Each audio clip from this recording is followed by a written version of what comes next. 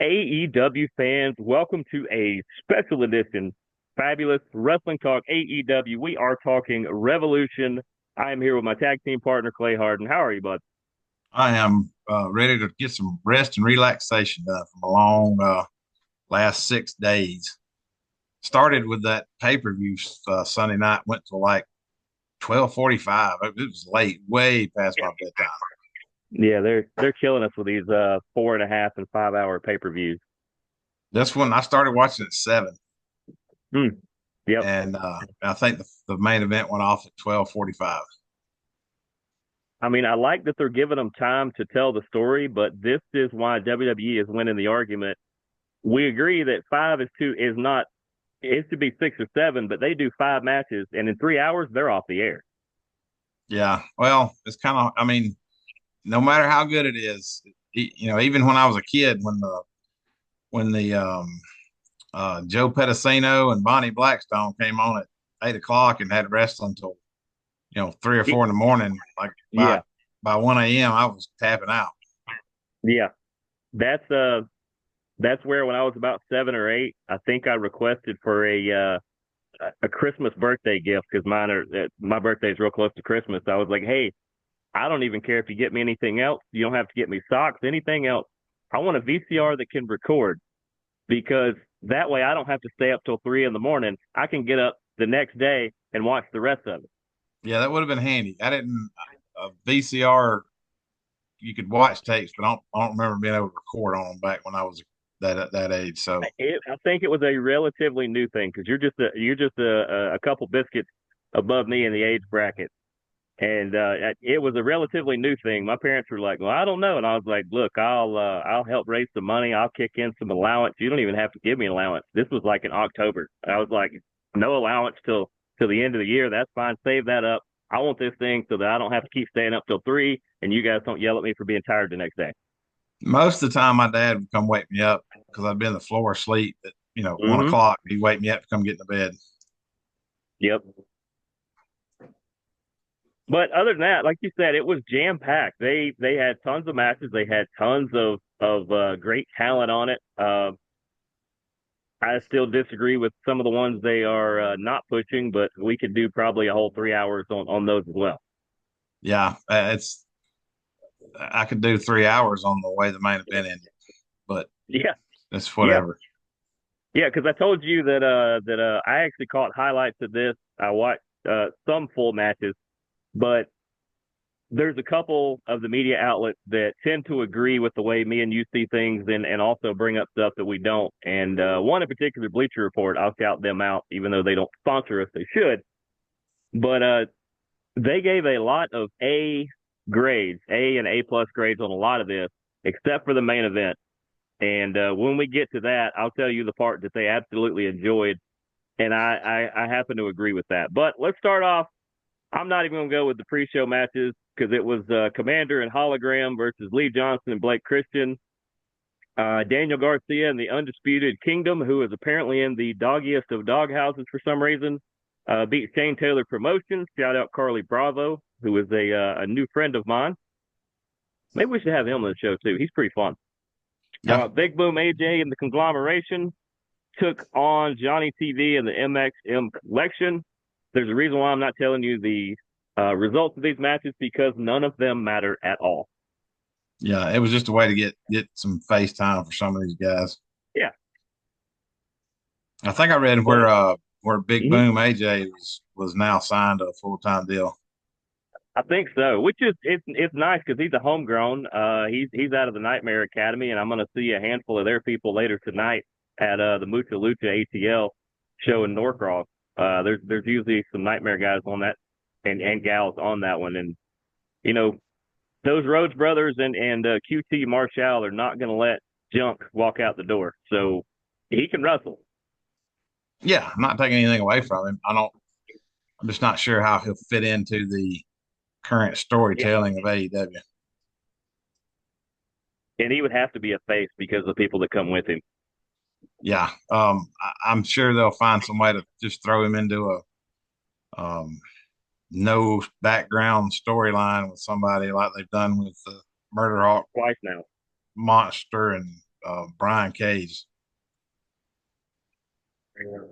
Yeah, I will say a prayer for him at church if he gets matched up with Brian Cage because he's going to beat him up. Well, those two guys are there's so much potential there, and they just have them in just random junk Yeah, garbage spots on every show. yeah. But I'm going to go with the order that Wikipedia has these. If this wasn't the order they were in, then apologies to everybody. But Well, there uh, were seven. There were 17 of them, but I'll try to help you remember which order it came in. yeah, there'll be a test on this later. I'm going to start with Hangman Adam Page versus MJF. We disagreed on who was going to win this match. You thought MJF because that would be his boost up. I said the same thing, but I said it was going to be Hangman. Hangman gets the W on this one. Yeah, and they opened the show with it, and you always start the show with what you think Your should be your second match. second best Yep. match of the night. It was good. It was entertaining. Um, I don't know what story they're trying to tell with Hangman winning, but I thought that MJF winning would have set him up going forward to the summer because Yeah. he's got to be in the main event at All In. Yeah. I would agree, and I feel like maybe it's going to be some multi-man, like 3 or 4 person match or something at All In. Maybe him and Bobby Lashley and Shelton Benjamin. I did like that wrinkle. We have seen. I've not seen Collision. I was just about to turn it on when you said you were ready to do this. But that let's talk about that wrinkle for a second. MJF getting the card from MVP to potentially join the Hurt Syndicate, and he didn't blow him off like he does everybody else. He didn't tear it up. He didn't chew it up. He didn't set it on fire. Even he actually like he considered it. This may be the way to semi turn him back face, maybe like a Stone Cold '98 face, Hmm.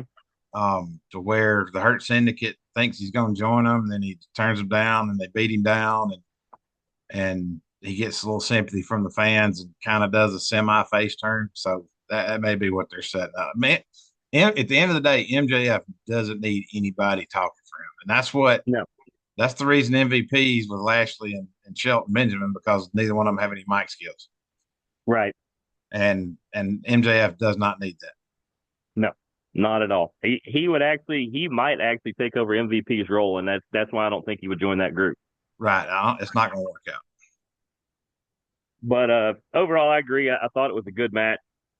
I thought it was a good way to open up. I think it got the crowd really into it early because the next match was probably when they went to go refill their popcorn bucket. Mercedes Moné and Momo Watanabe. Momo's a good wrestler. Mercedes has her moment, but we didn't believe Momo had any chance whatsoever the way they just kind of stuck her in the last couple seconds. And the to be fully transparent with everyone, I did not watch a single second of this match. I don't know who won it. Don't care who won it.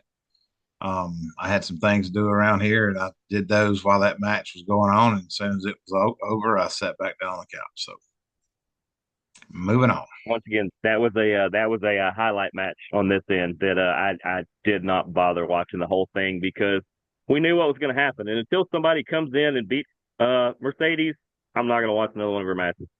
Megan Bain's probably got as much momentum as any woman on the roster right now. Which don't forget, the Brickhouse Camille should be returning any time now. She was basically the co-star of Queen of the Ring, that movie I told you I saw over the weekend and last weekend. She's basically the one of the main characters in it, and she did a fantastic job. So I think now that they're done with the movie filming and all that kind of stuff, you may see her back. And she's another one that's right there with Megan Bain. Just could probably just railroad everybody. Yeah, and maybe she'll take Sasha Banks down a notch. That would be nice. Up next, Swerve Strickland. He was able to get the Jimmy Rave jacket back from Ricochet, in what was actually a really good match. But it's what we both said. You said it last show, I believe. Is Ricochet is one of the best in the world in the ring. He can't talk his way out of a paper sack as far as on a microphone, but this was the one up for Swerve. This he become the number one contender, and he will play into the main event when we get to that. Yeah. Ricochet tried to cut a promo Saturday night on Collision, and it's not good at Ooh, all. I put him right there with Moxley. Moxley can't cut a promo either. no, Moxley cut a promo on Collision and botched a couple of things and misspoke a couple of times. It's not good. But he's the one that needed to stick with the Hurt Syndicate and let yeah, him be Pete Talk for him. That's what they who need to do with Ricochet, Ricochet. Ricochet or Mox? Ricochet. Yeah, remember he tried.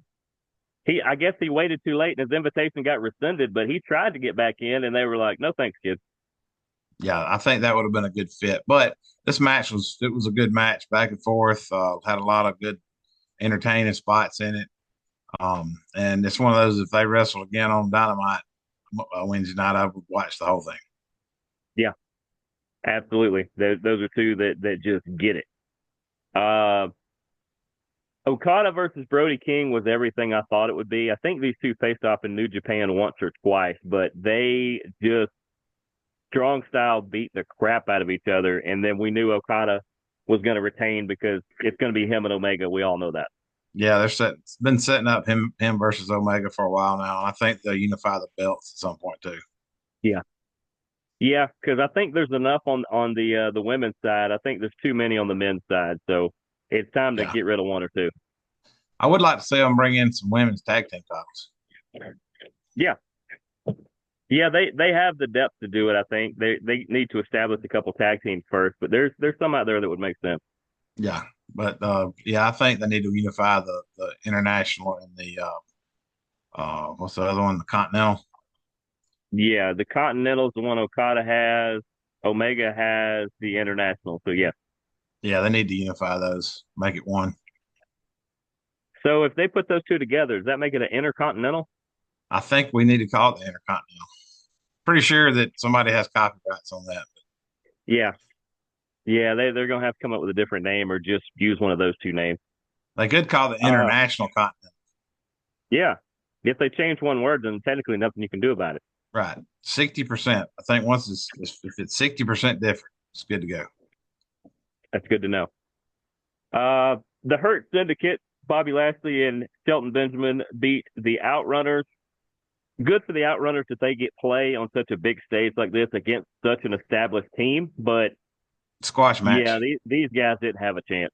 Yeah, it was just a squash match.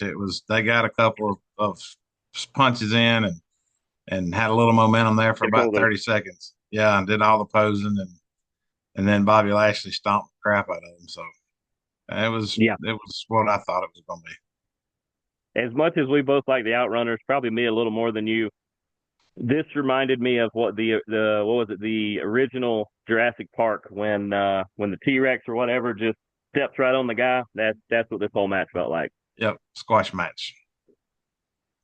Um, by far my favorite talent in AEW right now, and it has a lot to do with that movie Queen of the Ring that she was great in as well. Timeless Tony Storm is able to defeat Mariah May, and this was not as one sided as the one previous to it was. These two actually destroyed each other. It may be the best women's match I've ever seen. And It's up there, yeah, as the things that they were willing to do to entertain everybody was yeah, I've seen male wrestlers go through their whole careers and never put on a match like these two put on. And I hope, like I know they called it the end, the Hollywood ending, but I yeah. hope at some point we get to see another round of matches between these two. I think we Tony will. Storm, Tony Storm's on top of her game, and Oh yeah, Mariah May's not too far behind like I said, I'd say she's a B level character in Queen of the Ring. I don't. I gave my review of it on Strong Style earlier this week. Fantastic movie. If you're a wrestling fan, go see this. It was a story I didn't know. I didn't know anything about the main character and how she was a pioneer for the female wrestling uh, and everything back in the 50s and 60s. But it's fantastic. It's got a ton of AEW people in it. Naomi from WWE is in it. There's a couple familiar faces you'll see. Jim Cornette gets to play somebody that he has never liked, and that is the NWA commissioner. It's pretty interesting. Yeah, I wonder if he volunteered, like called him and wanted to play that part. I think he did volunteer. He said he wanted to be in the movie when they were scouting on the NWA level and then AEW stuff. He said, "Man, I want to be a part of this somehow." And they said, "Well, do you want to play like the NWA commissioner?" And he probably just stopped and went, "Yeah, I'll do that. I'll do that." Yeah, I can't wait to see it. It's probably Yeah, I'll probably get to watch it maybe next week. When I got a little downtime. it's worth it. It's by far worth it. Um, but yeah, Tony Storm, like I said, she might be my favorite AEW talent, and that's male or female right now because she just is doing things on levels that nobody else seems to want to go to. I think Swerve is the only other guy at MJF that can elevate to those levels, but they haven't been booked that direction here lately. But I don't think Tony Storm can do anything wrong right now. No, and I think with everyone you mentioned, I'd have to put Will Ospreay in that category Yeah, too. yeah, yeah. Those by far, those four, I don't think can do anything wrong right now. Yeah, and then they all make whoever they're working with look that much better too. Oh yeah, absolutely. And but like you said, in this case, we got to give Mariah her flowers as well. Is you don't have to do much to make Mariah May look good. She's already pretty close up there anyway. She's just not quite on Tony's level. Yeah, just not quite as polished, but she's willing to do things to make the matches great. That's what she did. Yep. That's what she did last Yep. Sunday. Absolutely. I think I'm more interested to see what they do with her than with Tony because it looks like Megan Bain may be the next one up for Tony Storm. So I don't know what they're going to do with Mariah. I think she honestly it wouldn't hurt my opinion if she's the one that took out Mercedes. Yeah, I wouldn't mind either. That would be something fun to watch. Have Mercedes spout off to her about, oh, I still have all these belts and you lost your belt. She just slapped her, just dropped her.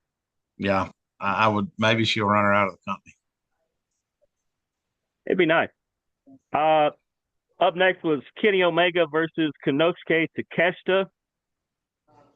We all knew this was going to happen with Omega getting the international belt. Like we said, it's going to put him and Okada on a collision course that's kind of been a year in the making. Had Kenny not gotten hurt, probably would have happened a year ago. Yeah, But Takeshita's another one that Omega still's got some ring rust, but probably in the not so distant future, he'll be in that group of four that we just said, back at one of the best on the planet. Takeshita's not that far behind either. He can really perform. His only downfall is he needs a mouthpiece because English is not his first language. right. And he just needs a little more polishing Yeah. in the ring. And I think once maybe another couple of years working with people like Kenny Omega, he'll be there. But that was a good match. It was good from start to finish. Everything I didn't see really any botches.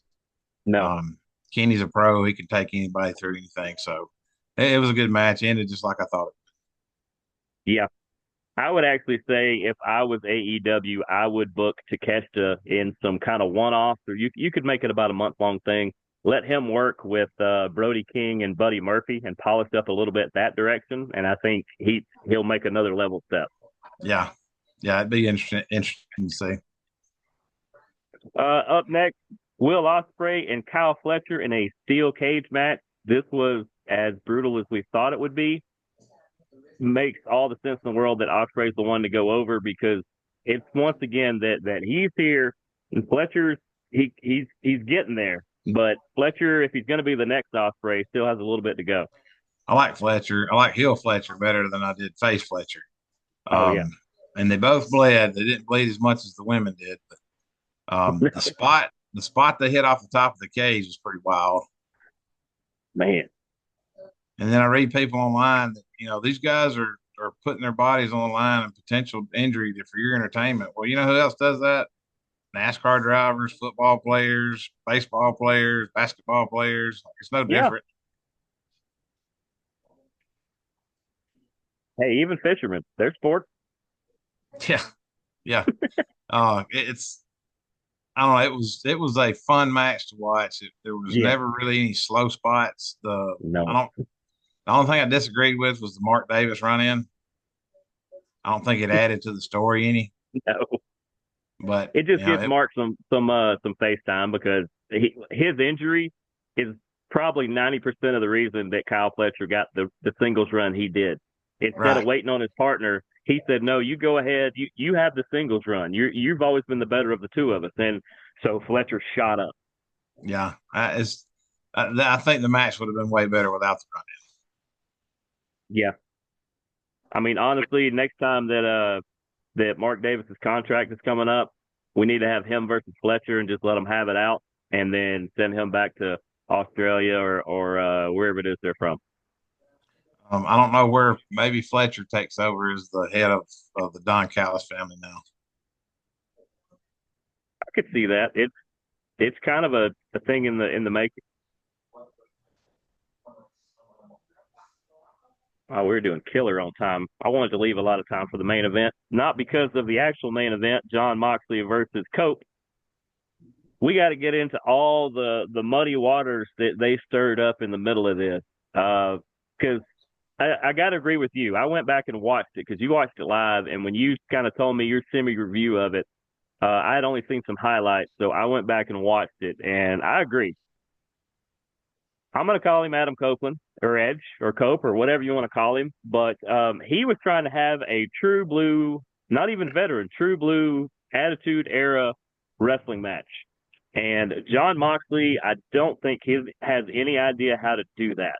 And He couldn't do it. it really exposed him for the fact that he is pretty much just a brawler nowadays. Yeah, and I don't know that he ever was like the Shield when he was in WWE. He hit him pretty good. Hit Yeah. his lack of wrestling ability. It was Copeland was trying to wrestle, Mox was trying to brawl, and it Yep. didn't. It just never No, gelled. It never it flowed. It never. always the whole match looked awkward. And I told you before the match started that I thought Christian was going to cash in. And yeah, And that's something that I said on Strong Style that we were going to tease that you texted me before the show, before the actual pay per view, and you said I want to amend what I said. Christian is going to cash in and take it from Copeland, God. I thought Yeah, Edge would win the match, and the Death Riders would come down and stomp him out pretty good after the match, have him beat down. Then Christian comes in and like I just wanted to see Christian come in and hand the envelope over and just lay down on top of Edge and pin him, not even and have to work for it. I said he was going to cash in, but it was going to be on Mox. So we were both half right. So when he did, I think Tony Khan didn't know what to do with the briefcase, and Yeah, he did the worst possible thing that you could have possibly done. He he lit it on cashed it fire. in, made it a three way, and as soon as it was made a three way, Moxley puts him in a schoolyard headlock and chokes him out. Yep, bulldog And choke, I think. Yeah, they've been teasing the they've been using the storyline for the briefcase for almost a year now, and then they wasted it in 30 seconds. And I was so frustrated that I'd watched this whole pay per view and waited up. And this is how you chose to end it. It was full crap. It was lazy, and I think it's bad writing. yeah. And this is where, like I said, when I was reading what Bleacher Report's writer said about it, he said it never meshed, it never went together. They didn't say quite what we did on it there, but he said the best part of the main event to him was as Moxley is almost to the entranceway, Prince Nana comes out and points up, and Swerve comes jumping out of the crowd and smashes Moxley. And Bleacher Report said that's the best part of the main event because it made the most sense. It was, but you could have had that. How much would you have liked to have seen Christian versus Swerve? Oh yeah, still do. Right, that would have made more sense than the way it that like to do what they're doing with Moxley with his Death Rider line. He don't need the title. As a No, matter of fact, the title's been wasted, being toted around that briefcase. Like he to do what he's doing, he don't need it. no.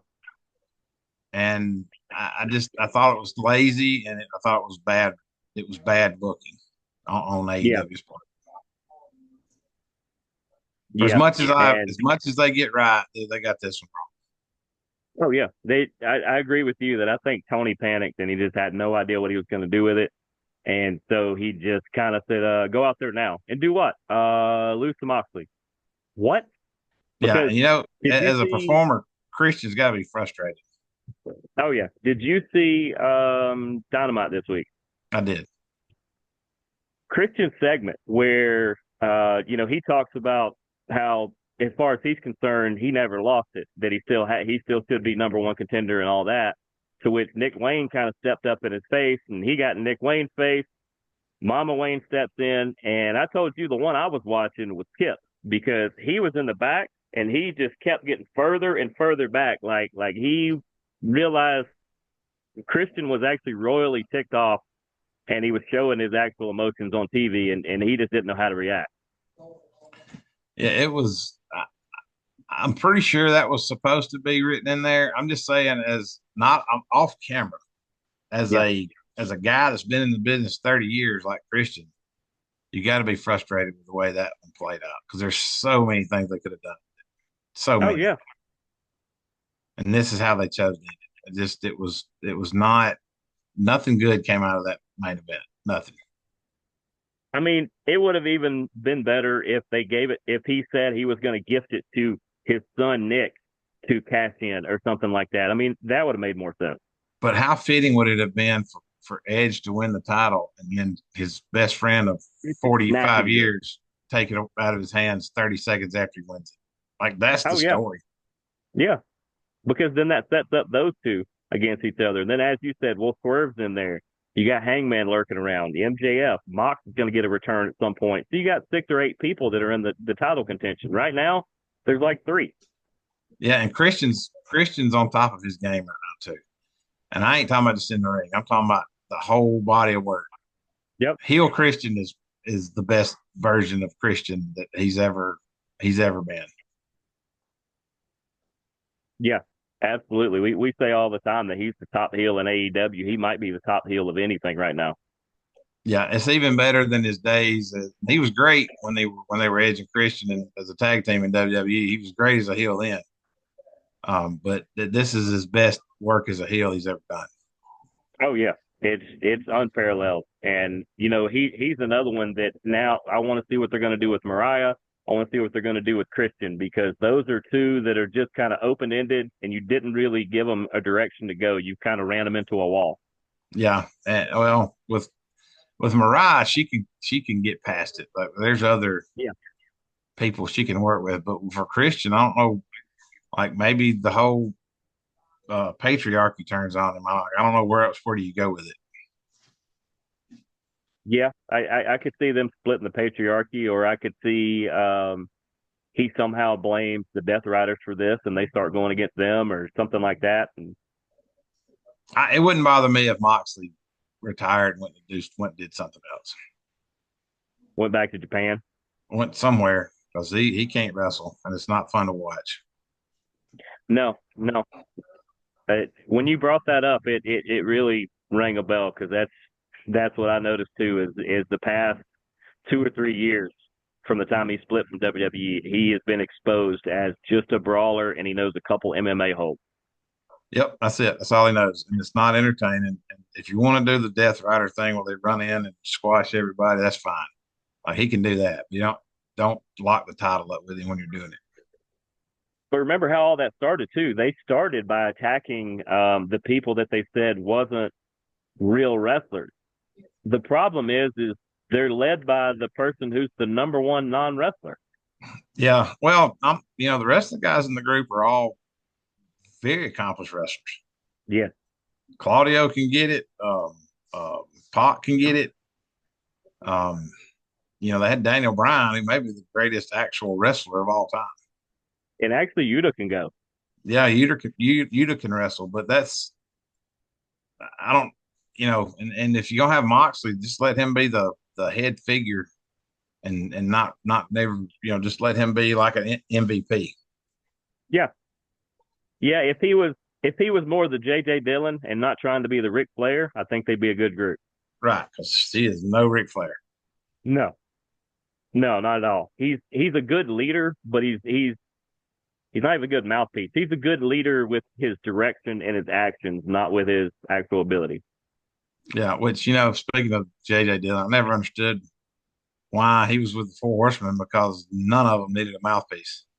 No, They were all four of them were the four best interviews in all of wrestling.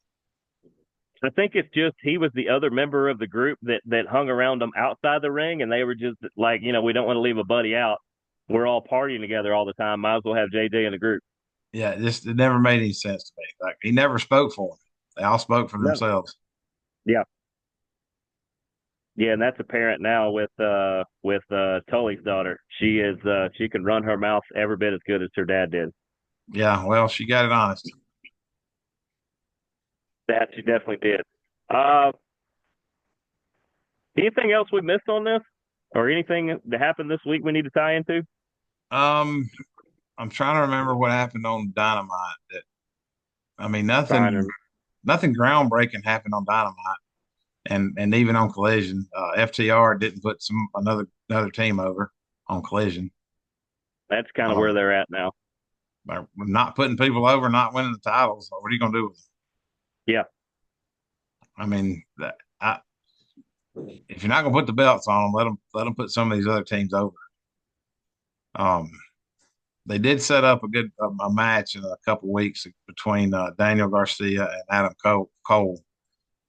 Ooh, that's gonna So be good. that ought to be pretty good. Well, there we go. We got 3 minutes left. We got enough time to dig into what in the world the Undisputed Kingdom did to be in the pre-show doghouse and literally barely make pay-per-views when they are on them. I don't know what happened to Taven and Bennett. Yeah, I know. I was looking for that too. Did they get cut out, or are they just doing their Ring of Honor stuff, or they're completely vacant now? They're one of the best tag teams in the world. I'm talking about Yeah, any promotion, and you never use them. I don't. Kyle O'Reilly is a MMA fighter, yeah, not not so much a technical wrestler. no. But they use him all the time. But they don't want to use Taven or Bennett. Both of them are awesome wrestlers. Because I tell you, if you want a tag team match in AEW that could actually be the main event of either a TV or a pay-per-view show, and that would be Taven and Bennett versus the Hurt Syndicate. Or Taven and Bennett versus the Young Bucks. Yeah, yeah. Once again, where are the Young Bucks? I was wearing my Young Buck hat the other day, and I was like, we haven't seen them in a while. I wonder where they are. Are they? Are they? I think they're in Japan doing Are they? a promo tour in Japan. Or Jack Perry? I think he's over there still. Yeah. I don't know what they got going on in Japan, but I did see on Twitter, I think, where they were in Japan doing some kind of Okay. promotional tour. So maybe that'll end pretty soon. And maybe once those three get back, they'll form up with. I actually think instead of Okada, after Omega beats Okada, I think I could see the Young Bucks pairing back up with him, and they take on the Death Riders and squash them out.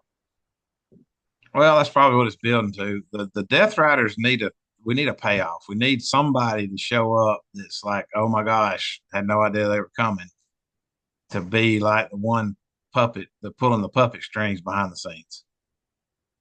We If all know you that don't would be have that, Shane O'Mac. if we don't have that payoff at the end, then the whole storyline wasn't worth it. I mean, at this point, even if it's not Shane McMahon, I'll take um, I'll take Vince Russo. I'll take Eric Bischoff. I'll take any of those kind of guys. There was somebody that left WWE a couple of months ago. Um,